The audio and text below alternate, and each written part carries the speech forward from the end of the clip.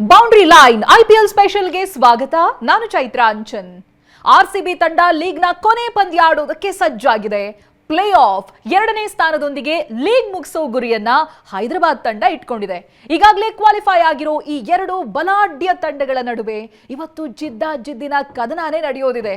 ಅಗ್ರ ಸ್ಥಾನದಲ್ಲಿಯೇ red army ಆಟ ಮುಗಿಸುತ್ತಾ ಫೈನಲ್ಗೆ ಇರುವ 2 ಅವಕಾಶ ಇರೋ ಟಾಪ್ ಸ್ಥಾನವನ್ನ ಆರೆಂಜ್ ಆರ್ಮಿ ಬುಟ್ಟಿಗೆ ಹಾಕೊಳ್ಳುತ್ತಾ?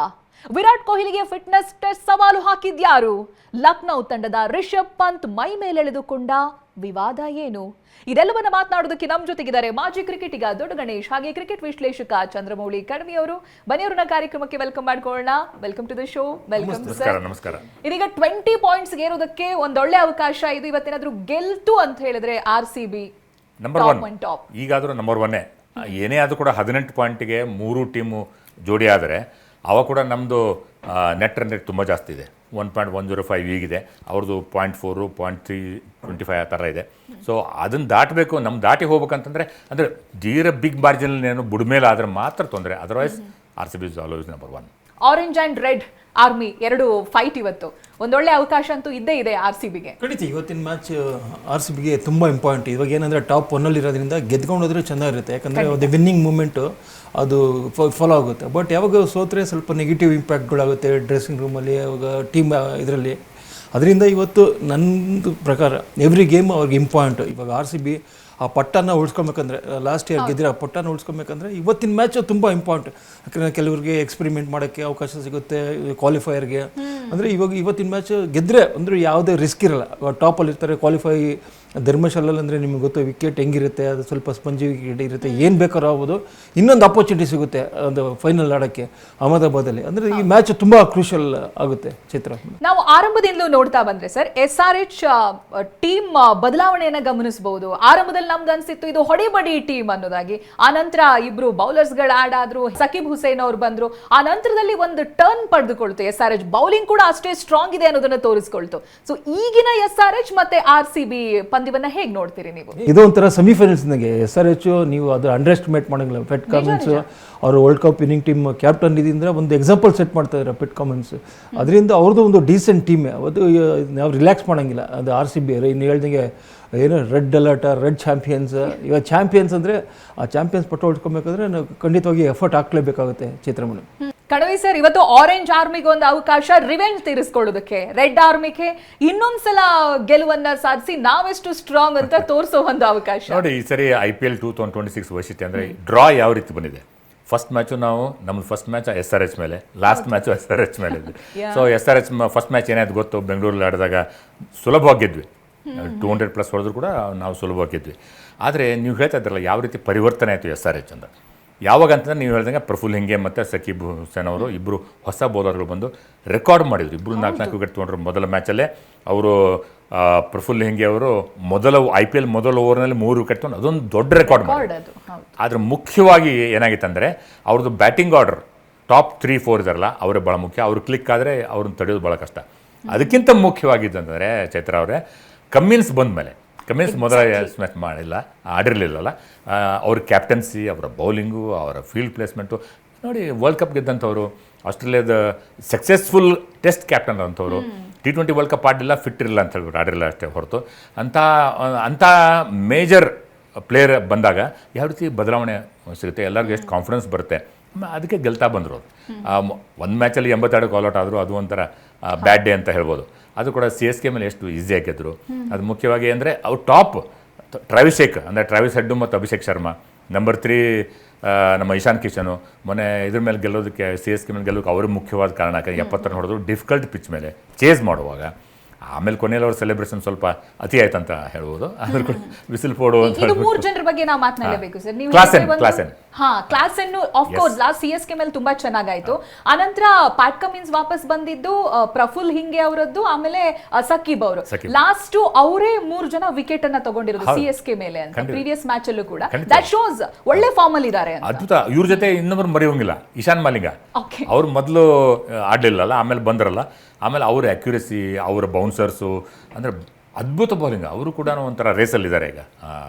ಅಂದರೆ ಅವ್ರದ್ದೊಂದು 4 ಓವರ್ ಮಾತ್ರ ಭಾಳ ಕ್ರುಷಿಯಲ್ ಆಗಿಬಿಡುತ್ತೆ. ಇಶಾನ್ ಬಾಲಿಂಗ್ ಅವರು ಇನಿಷಿಯಲಿ ಆಮೇಲೆ ಡೆತ್ ಓವರ್ಸಲ್ಲಿ ಎಷ್ಟು ಕಟ್ಟಿ ಹಾಕ್ತಾರೆ, ವಿಕೆಟ್ ತೆಗೆದುಕೋತಾರೆ, ಅದು ಡಿಫ್ರೆನ್ಸ್ ಆಗುತ್ತೆ. ಆಮೇಲೆ ಇನ್ನೂ ಇಬ್ಬರು ಇದ್ದಾರೆ, ಹರ್ಷ್ ದುಬೆ ಆಗಲೇ ಇಂಡಿಯನ್ ಟೀಮ್ಗೆ ಅಫ್ಘಾನಿಸ್ತಾನ ಮೇಲೆ ಆಡೋದಕ್ಕೆ ಟೆಸ್ಟ್ಗೆ ಮತ್ತು ಒನ್ ಡೇ ಸೆಲೆಕ್ಟ್ ಆಗಿದೆ ಹರ್ಷ್ ದುಬೆ, ವಿದರ್ಭದವರು. ಅವರು ಈ ವರ್ಷ ಅಲ್ಲ, ಹಿಂದಿನ ವರ್ಷ ರಂಜಿ ಟ್ರೋಫಿಯಲ್ಲಿ 69 ವಿಕೆಟ್ ತೆಗೆದುಕೊಂಡಿದ್ರು. ಆಮೇಲೆ ಯೂಸ್ಫುಲ್ ಬ್ಯಾಟರ್ ಕೂಡ. ಆಮೇಲೆ ಮಾನವ್ ಸುತಾರ್ ಅಂತ ಇನ್ನೊಬ್ಬರು ಬಂದಾರಲ್ಲ, ಅವ್ರಿಗೂ ಒಂದು ಒಳ್ಳೆ ಅವಕಾಶ ಸಿಕ್ಕಿದೆ. ಈಗ ಈ ಟೀಮ್ ಅಲ್ಲ, ಬೇರೆ ಟೀಮ್ ಅವರು, GT ಅವರು. ಸೊ ಅವ್ರದ್ದು ಇಫೆಕ್ಟಿವ್ ಆಗ್ತಾರೆ. ಆಮೇಲೆ ಶಿವಾಂಗ್ ಕುಮಾರ್ ಅಂತ ಬಂದ್ದಾರೆ, ಫಸ್ಟ್ ಇಯರ್ ಆಡ್ತಾ ಇದ್ದಾರೆ. ಇವರೆಲ್ಲ ನೋಡಿ ಫಸ್ಟ್ ಇಯರ್ ಹಿಂದೆ ಹರ್ಷ್ ದುಬೆ ಆಡಿದ್ರು, ಬಟ್ ಶಿವಾಂಗ್ ಕುಮಾರಲ್ಲಿ ಎಷ್ಟು ಕಾನ್ಫಿಡೆನ್ಸ್ ತೋರಿಸ್ತಾರೆ.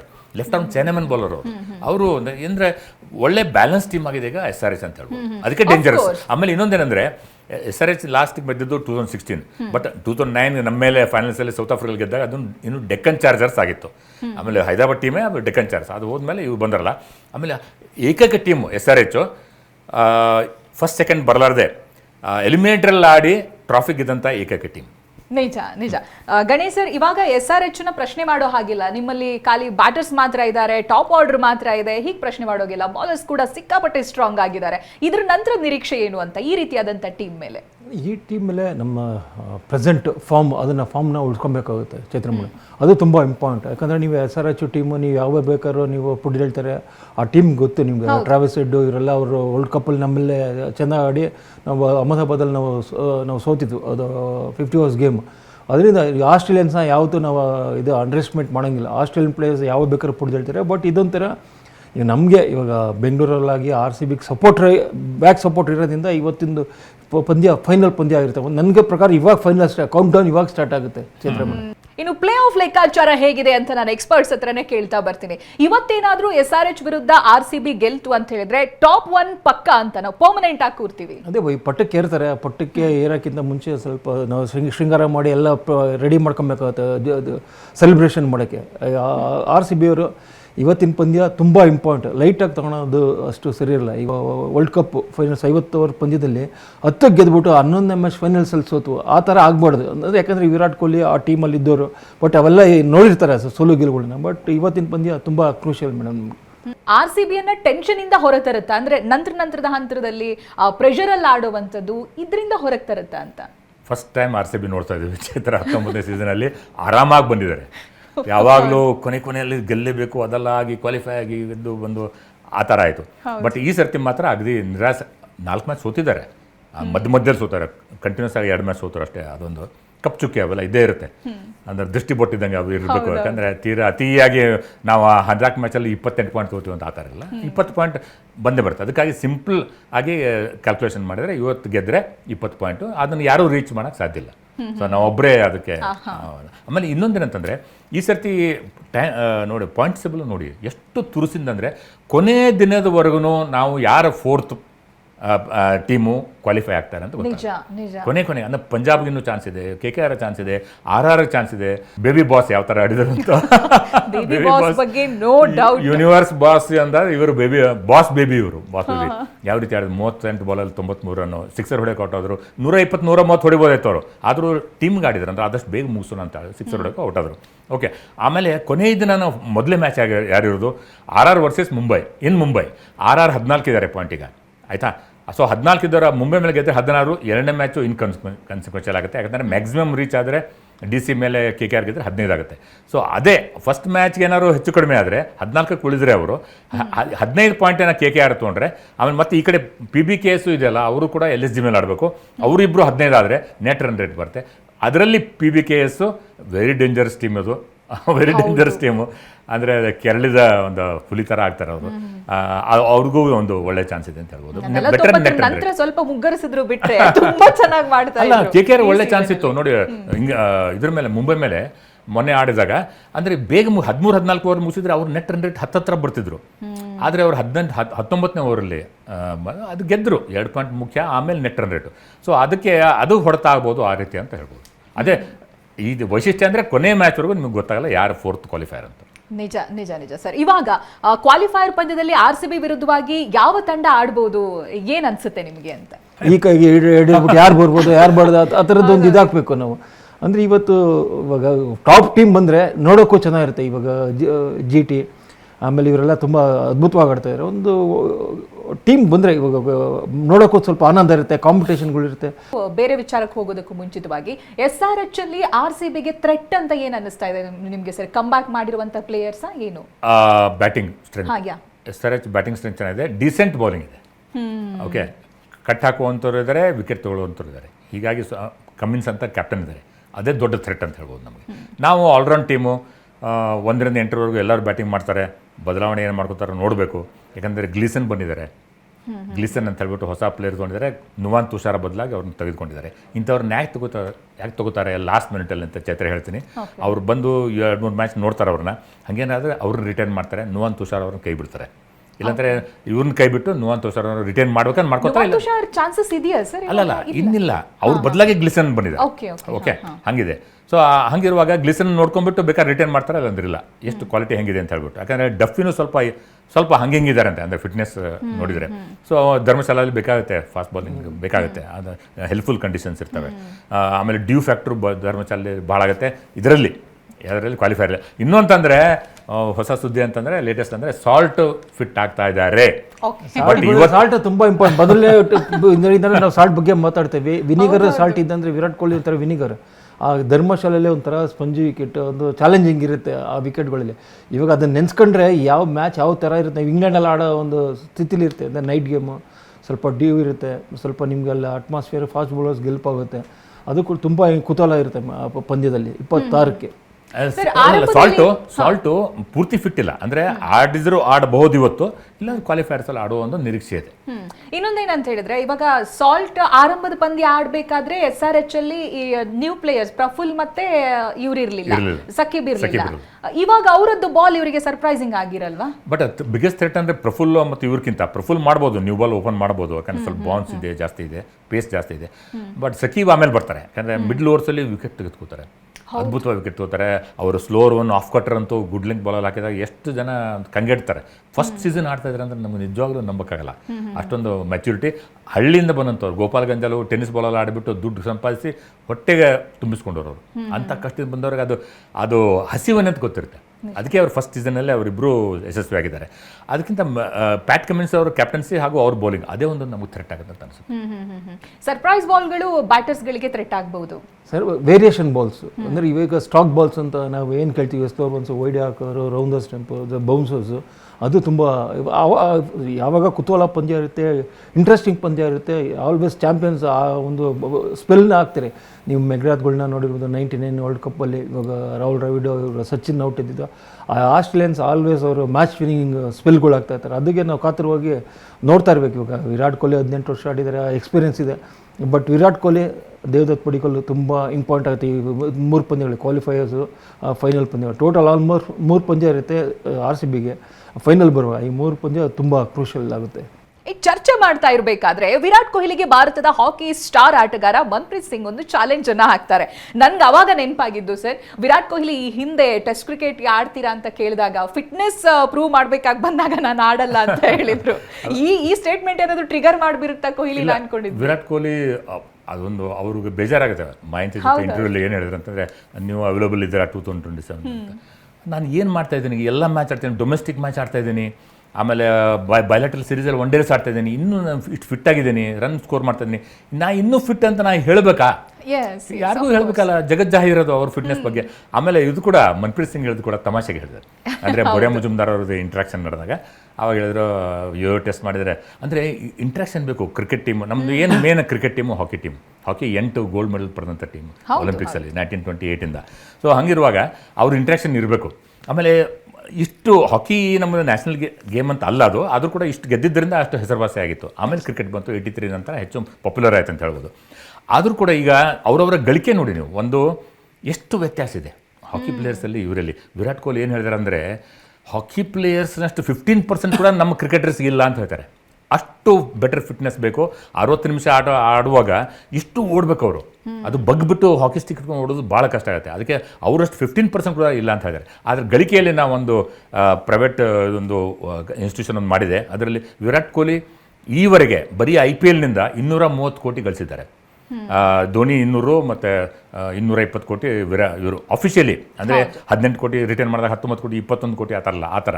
ಅದೇ ಹಾಕಿ ಇಂಡಿಯನ್ ಲೀಗ್ ಅಂತ ಆಗುತ್ತೆ.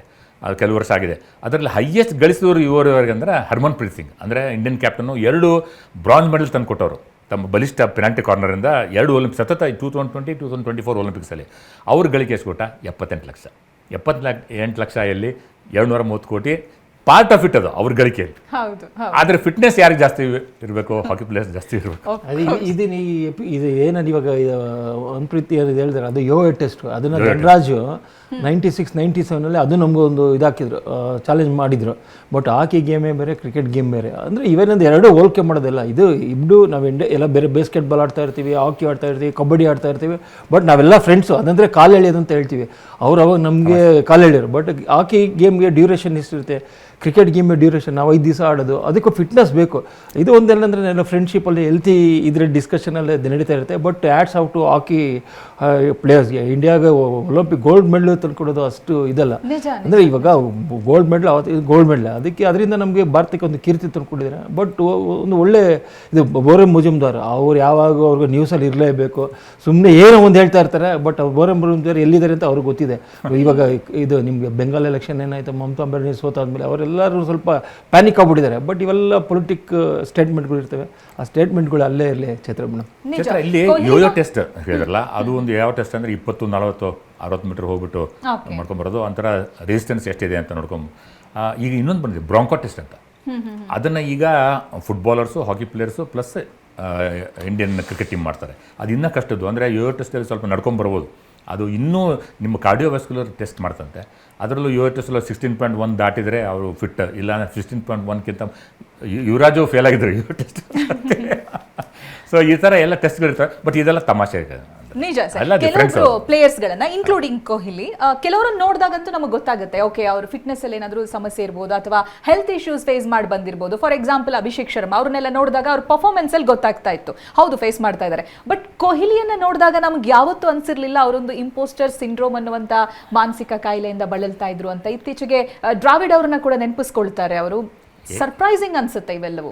ರಿಪೀಟೆಡ್ ಫೇಲ್ಯೂರ್ಸ್ ಬಂದರೆ ಚೈತ್ರ, ಅವಾಗ ಏನಾಯ್ತು ಅಂದರೆ ನಾನು ಆಮ್ ಎ ಗುಡ್ ಇನಫ್ ಆ ಥರ ಒಂದು ಪ್ರಶ್ನೆ ನಾವೇ ಕೇಳ್ಕೊಬೇಕಾಯ್ತು. ಅದು ಇಂಪೋಸ್ಟರ್ ಸಿಸ್ಟಮ್. ಅದು ಏನಾಗಿತ್ತು ಕೊಹ್ಲಿ ಅವ್ರಿಗಂತಂದರೆ 2019 to 2023 ಟೆಸ್ಟಲ್ಲಿ ರನ್ನು ಜಾಸ್ತಿ ಹೊಡೆದಿರಲಿಲ್ಲ. ಅದಕ್ಕೆ ಅವ್ರಿಗೆ ಸೆಲ್ಫ್ ಡೌಟ್ ಶುರುವಾಯಿತು.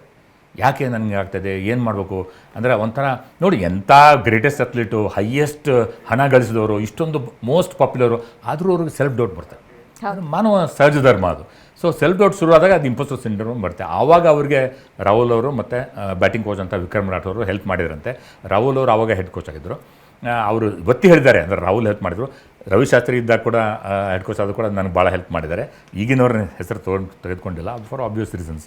ಆಮೇಲೆ ಏನಾಯ್ತು ಅಂತಂದರೆ ಆವಾಗ ರಾಹುಲ್ ಅವ್ರು ಹೇಳಿದ್ರಂತೆ, ನೀ ಇಷ್ಟೆಲ್ಲ ಅದನ್ನು ಹೇಳಿಕೊಟ್ರಂತೆ, ನೀವು ಏನೇನು ಸಾಧನೆ ಮಾಡಿದ್ರಿ ಈವರೆಗೆ ಅದನ್ನು ನೀವು ನೋಡಿ, ಅದನ್ನು ನಿಮ್ಮ ಡೌಟ್ ಇಟ್ಕೋಬೇಡಿ, ಅದರಿಂದ ಮುಂದುವರಿಯಿರಿ. ಅದಕ್ಕೆ he had the very good test series in 2023 ಸಾರಿ.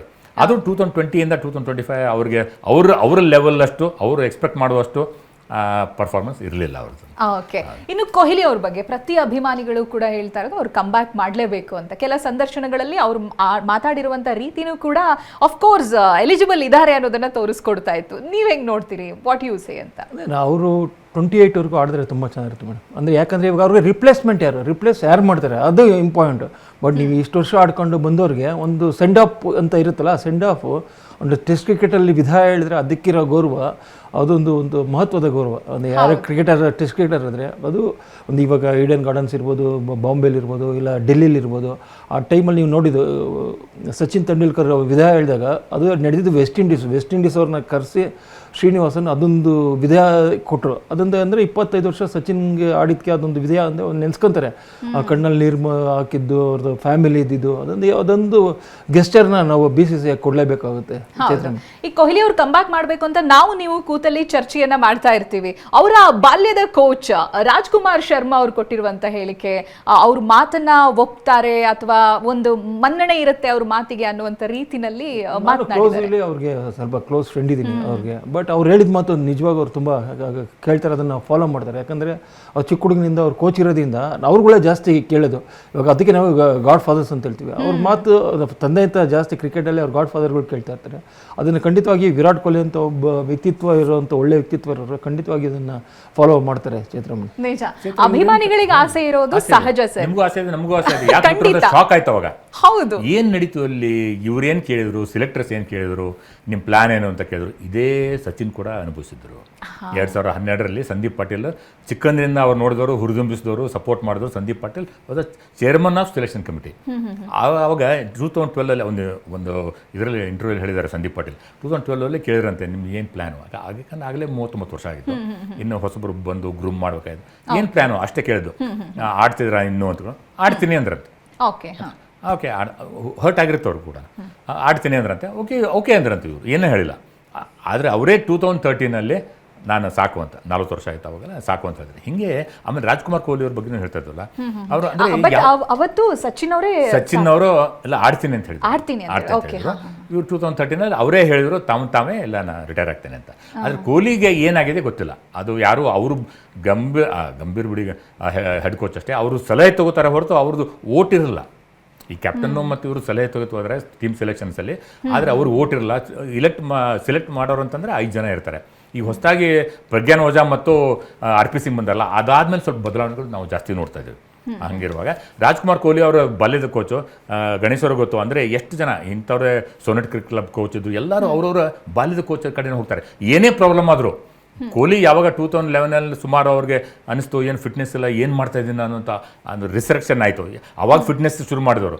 ಅವಾಗ ರಾಜ್ಕುಮಾರ್ ಕೊಹ್ಲಿ ಅವರಿಗೆ ಹತ್ರ ಹೋಗಿ ಮಾತಾಡಿದಾಗಲೇ ಅವ್ರು ಹೇಳಿದ್ದಾರೆ. ಅಂದರೆ ಮತ್ತು ಆಮೇಲೆ ಟೋಟಲಿ ಟ್ರಾನ್ಸ್ಫಾರ್ಮ್ಡ್ ಕೊಹ್ಲಿ ನಾವು ಕಂಡ್ವಿ. ಹೀಗಾಗಿ ಏನೇನು ಹೆಡ್ ಕೋಚ್ ಇರಲಿ ಇಂಡಿಯನ್ ಟೀಮಲ್ಲಿ, ಫ್ರಾಂಚೈಸಲ್ಲಿ ಎಂತೆಂಥ 10 ಜನ ಕೋಚ್ ಇರಲಿ, ಕೊನೆಗೆ ಹೋಗೋದವರು ಬಾಲ್ಯದ ಕೋಚ್ಗೆ. ಕೆಲವೊಂದು ಸ್ಪಷ್ಟವಾಗಿ ಕಾಣಿಸುತ್ತೆ ನಮಗೆ ಅವರು ಮಾತಾಡಿದಂಥ ರೀತಿಯಲ್ಲಿ. ಫ್ರಸ್ಟ್ರೇಷನ್ ಇತ್ತು, ಬ್ಯಾಕ್ ಟು ಬ್ಯಾಕ್ ಅವರ ತಂಡ ಪರ್ಫಾರ್ಮ್ ಮಾಡಿದಂಥ ರೀತಿನಲ್ಲಿ ಅಂತ. ಬಟ್ ಅವ್ರು ಹೇಳ್ಕೊಂಡಿದ್ದು ಬೇರೆ ರೀತಿಯಾಗಿತ್ತು ಸರ್. ಒಂದು ಕಾಂಪ್ಲಿಮೆಂಟ್ ಕೊಡೋ ರೀತಿನಲ್ಲೇ ಹೋದ್ರು, ಬಟ್ ಪದ ಬಳಕೆ ಮಾತ್ರ ದೊಡ್ಡ ಸುದ್ದಿ ಆಯಿತು. ಕೆಟ್ಟ ಅನ್ಪಾರ್ಲಿಮೆಂಟರಿ ವರ್ಡ್ ಬಳಕೆ ಮಾಡಿದರೆ ಏನಕ್ಕೆ ಬಳಕೆ ಅಷ್ಟೇ. ಈ ಒಂದು IPL ಅಲ್ಲಿ ಅವ್ರು ಒಂಥರ ಫ್ರಸ್ಟ್ರೇಷನ್ ಆಗಿ ಪಟ್ಟಿರೋಂಥ ಕಷ್ಟಗಳು ಅದು ಅವರಿಂದ ಬಂದಿರೋದ್ರಿಂದ ಒಳಗಡೆ ಇನ್ಸೈಡಿಂದ ಬಂದಿರೋದು. ಅವ್ರಿಗೆ ಡಬಲ್ ಧಮಾಕ ಆಯ್ತು ಅವತ್ತು. ಯಾಕಂದರೆ ಇಂಡಿಯನ್ ಟೀಮ್ ಸೆಲೆಕ್ಷನ್ ಆಗಿತ್ತು. ಅದರಲ್ಲಿ ಅವರು 1 ಡೇ ಟೀಮಿಂದ ಹೊರಗೆ ಬಂದಿದ್ರು. ಆಮೇಲೆ ಇಂಡಿಯನ್ ಟೀಮ್ ಟೆಸ್ಟ್ ಟೀಮದು ಅಗ್ರಗಣ್ಯ ಆಟಗಾರ ಅವರು. ಓಕೆ, ಬ್ಯಾಟಿಂಗಲ್ಲಾಗಲಿ ಕೀಪಿಂಗಲ್ಲಿ ಟೆಸ್ಟ್ 5 ದಿವಸ ನೀವು ಎಲ್ಲರನ್ನೂ ಬೌಲರ್ಸ್ಗಳನ್ನ ಮೋಟಿವೇಟ್ ಮಾಡ್ಕೊಂಡ್ರೆ ಅವ್ರ ಚಾಟರ್ ಇರುತ್ತಲ್ಲ, ಅದು ಭಾಳ ಇಂಪಾರ್ಟೆಂಟು. ಭಾಳ ಹ್ಯೂಮರಸ್ ಆಗಿರ್ತಾರೆ ಅವ್ರ ಚಾಟರ್ ಆಗಲಿ. ಅವ್ರ ಬ್ಯಾಟಿಂಗ್ ಅಂತೂ ಗೊತ್ತು ಯಾವ ರೀತಿ ಆಡ್ತಾರೆ. ಒಂಥರ ಎನಿಗ್ಮಾ ಅವರು ಯಾರ ಮಾತು ಕೇಳೋಲ್ಲ ಅಂತ ಅನ್ಸುತ್ತೆ, ಯಾರು ಹೇಳೋಕ್ಕೂ ಹೋಗಲ್ಲ ಅಂತ ಅನ್ಸುತ್ತೆ. ಬಿಟ್ಬಿಟ್ಟಿದ್ದಾರೆ ಅವ್ರಿಗೆ, ದೇವರಿಗೆ ಬಿಟ್ಬಿಟ್ಟಿದ್ದಾರೆ. ಆ ಥರ ಆಗಿದೆ. ಅವತ್ತೇನಾಯ್ತು ಅಂದರೆ ಅದೊಂದು ತಲೆಯಲ್ಲಿತ್ತು. ಆಮೇಲೆ ಇನಿಷಿಯಲಿ ಟಾಸ್ ಸಮಯದಲ್ಲಿ ಕೂಡ ಏನೇನು ಬಿಷಪ್ ಅವರು ಶಮಿನ್ ಯಾಕೆ ಡ್ರಾಪ್ ಮಾಡಿದ್ರೆ ಏನೋ ಕೇಳುವಾಗ ಅವ್ರಿಗೆ ಕೇಳಿಸಲಿಲ್ಲೋ ಏನೋ ಅದು ಸರಿಯಾಗಿ ಉತ್ತರನೇ ಬರಲಿಲ್ಲ ಅವ್ರಿಗೆ. ಕೊನೆ ಮ್ಯಾಚ್ ಆದಮೇಲೆ ಅನ್ಪಾರ್ಲಿಮೆಂಟ್ರಿ ವರ್ಡ್ ಯೂಸ್ ಮಾಡಿದ್ರು. ಅದಕ್ಕೆ ಬಿಷಪ್ ಅಪಾಲಜಿ ಕೇಳಿದ್ರು. ಯಾವಾಗಲೂ ಇದೊಂದು ಕಾಮೆಂಟೇಟರ್ಸ್ ಆಗಲಿ ಇವ್ರಿಗೆ ಒಂದು ನಮಗೆ ಕಲಿಸ್ತಾರೆ ಏನಂತಂದರೆ, ಏನೇ ಆದರೂ ಯಾವುದೇ ಮ್ಯಾಚಲ್ಲಿ ಅಸಭ್ಯ ರೀತಿಯಲ್ಲಿ ಬರ್ತಿದ್ರೆ ನಾವು ಅಪಾಲಜಿ ಕೇಳಬೇಕು. ಅದನ್ನು ನಮಗೆ ಹೇಳಿರ್ತಾರೆ. ನಾವು ಅಪಾಲಜಿಗೆ ಇವ್ರಿಗೆ ವ್ಯೂವರ್ಸ್ಗೆ ನಾವು ಅಪಾಲಜಿ ಕೇಳ್ತೀವಿ ಆನ್ ಬಿಹಾಫ್ ಆಫ್ ದೆಮ್. ಅದರಿಂದ ಅದು ಮುಂದುವರಿಬಾರ್ದು ಅಂತ ಹೇಳಿಬಿಟ್ಟು. ಹಂಗಿರುವಾಗ ಅವು ಫ್ರಸ್ಟ್ರೇಷನ್ ಹೇಳಿದ್ರು ಗಣೇಶ್ ಅವರು. ಯಾವ ರೀತಿಯಾಗಿ ರಾಹುಲ್ ಅವ್ರಿಗೂ ಇದಾಯಿತು. ರಾಹುಲ್ ಅವ್ರು ಹೇಳ್ತಿದ್ರಲ್ಲ, ಅಂದರೆ ಕ್ಯಾಪ್ಟನ್ಸಿ ಬೇಡ DC ಕ್ಯಾಪ್ಟನ್ಸಿ ಆಫರ್ ಮಾಡಿದ್ರೆ ಬೇಡ ಅಂದರು ಅವರು. ಯಾಕಂದರೆ 2 ತಿಂಗಳು IPL ಅಲ್ಲಿ ಅವ್ರದ್ದು ಫುಲ್ಲಿ ಡ್ರೈನ್ ಔಟ್ ಆಗ್ಬಿಡ್ತಾರಂತೆ ಕ್ಯಾಪ್ಟನ್ ಆದವರು. ಅವ್ರ ಬ್ಯಾಟಿಂಗ್ ಆಯಿತು, ಕ್ಯಾಪ್ಟನ್ಸಿ ಆಯಿತು, ಬೇರೆಯವ್ರದ್ದು ಮ್ಯಾನೇಜ್ಮೆಂಟ್ ಆಯಿತು, ಈಗ ಮೀಟಿಂಗ್ಗಳಾಯಿತು, ಸ್ಪಾನ್ಸರ್ಸ್ ಮೀಟಿಂಗ್ ಆಯಿತು, ಓನರ್ಸ್ ಮೀಟಿಂಗ್ ಆಯಿತು. ಇದರಲ್ಲಿ ಅವ್ರದ್ದು ಪೂರ್ತಿ ಎನರ್ಜಿ ಹೊರಟೋಗುತ್ತೆ. ಪೂರ್ತಿ ಇವರು ಎನರ್ಜಿ ಹೊರಟು ಡ್ರೈನ್ ಆಗಿಬಿಟ್ಟಿರ್ತಾರೆ ಅಂತ. ಅದಕ್ಕೆ ಈ ಸರ್ ಅಕ್ಸೆಪ್ಟ್ ಮಾಡಿಲ್ಲ. ಕೆಲವರು ಎಂಜಾಯ್ ಮಾಡ್ತಾರೆ. ಕೊಹ್ಲಿ ಅವ್ರು ಏನು ಹೇಳಿದ್ರು ಅಂದರೆ, ಆ ಪ್ರೆಷರ್ ಯಾವ ರೀತಿ ಹ್ಯಾಂಡಲ್ ಮಾಡ್ತಿದ್ರು. ಅವರು ಬಿಟ್ಟರು, ಒತ್ತಡ ಜಾಸ್ತಿ ಆಗಿ ಅವರು ಸಾಕು ಅಂತ ಕ್ಯಾಪ್ಟನ್ಸಿ ಬಿಟ್ಟರು. ಅದು ಅಂದರೆ ಸ್ಕೋರ್ ಮಾಡಲಾರ್ದಾಗ ಭಾಳ ಒಳಗಡೆನೇ ಸೆಲ್ಫ್ ಡೌಟ್ ಶುರು ಆಗುತ್ತೆ. ಅದಕ್ಕೆ ಬಿಟ್ಟಿದ್ದವರು. ಸೊ ಕೊಹ್ಲಿ ಅವ್ರು ಏನು ಡಿಫ್ರೆನ್ಸ್ ಏನಂತಾರೆ ಮಿಕ್ಕಿರು ಕೊಹ್ಲಿ ಅವ್ರಿಗೆ ಅಂತಂದರೆ, ಅಂದರೆ ಪ್ರೆಷರ್ ಅಂದರೆ it's A challenge.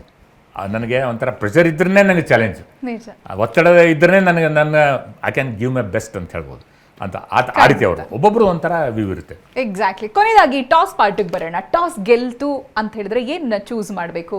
What you prefer? ಇದು 2020 ಕ್ರಿಕೆಟಲ್ಲಿ ಟಾಸೇ ಕ್ರೂಷಲ್ ಇರುತ್ತೆ. ಟಾಸ್ ಯಾರು ಗೆಲ್ತಾರೋ 100% ಎಲ್ಲ ಈ IPL ಅಲ್ಲಿ ಎಲ್ಲ ಒಂದು ಬೌಲಿಂಗ್ ಮಾಡಿರ್ತಾರೆ. ಅದರಿಂದ ಇವರು ಟಾಸ್ ಗೆದ್ರೆ ಬೌಲಿಂಗ್ ಮಾಡಿದ್ರೆ ತುಂಬ ಚೆನ್ನಾಗಿರುತ್ತೆ Chaitra madam. Okay, percentage sir? ಅಲ್ಲಿ ಹೈದರಾಬಾದಲ್ಲಿ ಆಡ್ತಿದ್ವಿ. ಸೊ ಬ್ಯಾಟಿಂಗ್ ಪಿಚ್ ಇದ್ದೇ ಇರುತ್ತೆ, ಗೊತ್ತಿರುತ್ತೆ.